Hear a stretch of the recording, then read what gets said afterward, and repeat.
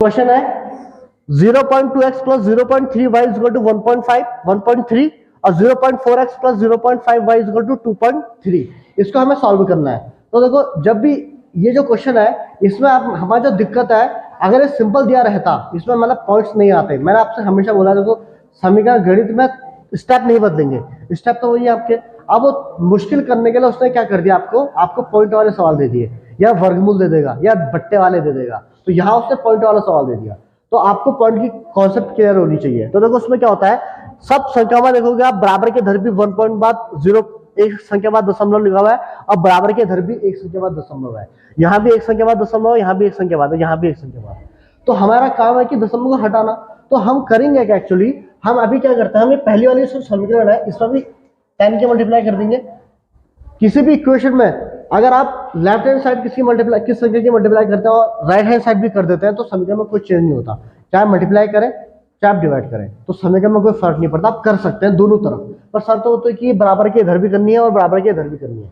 तो मैंने पूरी इक्वेशन में 10 की मल्टीप्लाई कर देता हूँ और वही मैं दूसरी इक्वेशन में भी करूंगा। ठीक है, 10 की ही क्यों करा, क्योंकि एक संख्या के बाद दशमलव था तो हमने इस पहली और दूसरी संख्या को 10 से मल्टीप्लाई कर दिया।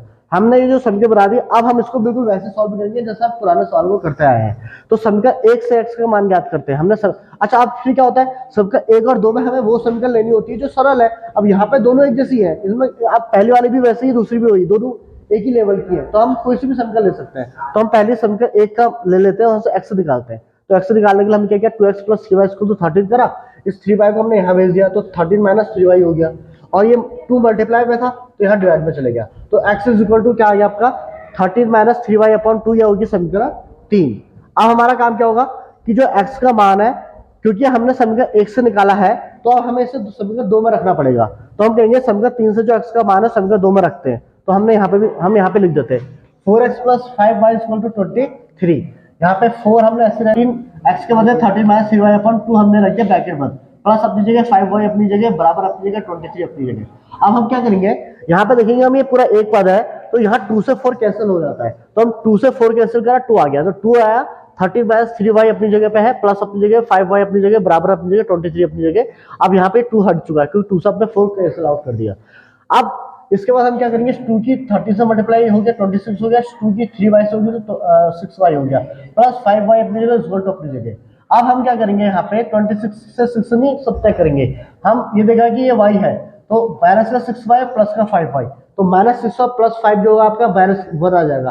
तो माइनस 1 को नहीं लिखेंगे, सीधे हम y लिख देंगे यहाँ पे 26 अपनी जगह, इनको सॉल्व करके माइनस y आ चुका है इक्वल टू अपनी जगह 23 अपनी जगह। अब हमने माइनस y को यही रखा बराबर अपनी जगह है, 23 अपनी जगह, ये प्लस का 26 है यहाँ वहां चले गया, माइनस का 26 हो गया। इसमें से आप इसको घटाया तो माइनस का 3 आया, माइनस से माइनस कैंसिल आउट हो गया, तो y की वैल्यू आपको कितनी मिल गई है, 3 मिल चुकी है। ठीक है, y का मान अब हमारा y तो निकल चुका है, इस y के मान को हम कहाँ रखेंगे, समीकरण 3 में। देखो x बराबर 13 माइनस 3y अपॉन 2 में अगर y का मान रखेंगे तो हमें x मिल जाएगा।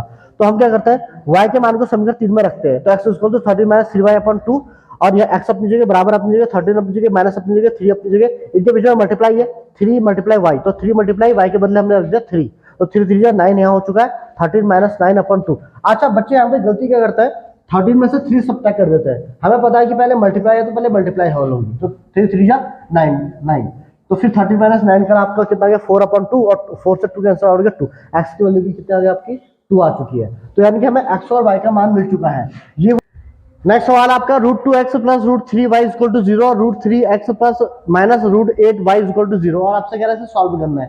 तो बिल्कुल वही आपने काम करना है, समीकरण 1 या 2 कोई सी भी लीजिए, उसमें से x या y कुछ भी निकालिए। तो मैं समीकरण 1 लेता हूँ, समीकरण 1 में से x का मान ज्ञात करते हैं, तो समीकरण 1 लिख दिया मैंने यहाँ पे, इसमें से x निकालना है, तो ये जो इधर की तरफ चले जाएगा बराबर प्लस का, इधर जाके माइनस का हो गया, और ये √2 मल्टीप्लाई में तो यहाँ डिवाइड में चले गया, तो जो x का मान है वो निकलेगा माइनस √3 अपॉन √2 और मल्टीप्लाई यहाँ पर ऊपर y आ चुका है। ठीक है, समीकरण 3 हो चुकी है यहाँ तक। अब हम क्या करते हैं, समीकरण 3 से जो x का मान होता है उसको या तो पहली नहीं सॉरी क्योंकि हमने समीकरण 1 से वैल्यू निकाली है तो अब इसे समीकरण 2 में रखेंगे, तो समीकरण 3 से x का मान समीकरण 2 में रखते हैं। तो 2 हमने यहाँ पे लिख दिया, √3x minus √8y equal to 0, यहाँ पे √3 अपनी जगह है, और जो x की वैल्यू है ना माइनस √3 अपॉन √2y, इसको हमने यहाँ ब्रैकेट लगा के रख दिया है, माइनस अपनी जगह माइनस √8 अपनी जगह, y अपनी जगह बराबर अपनी जगह 0 अपनी जगह।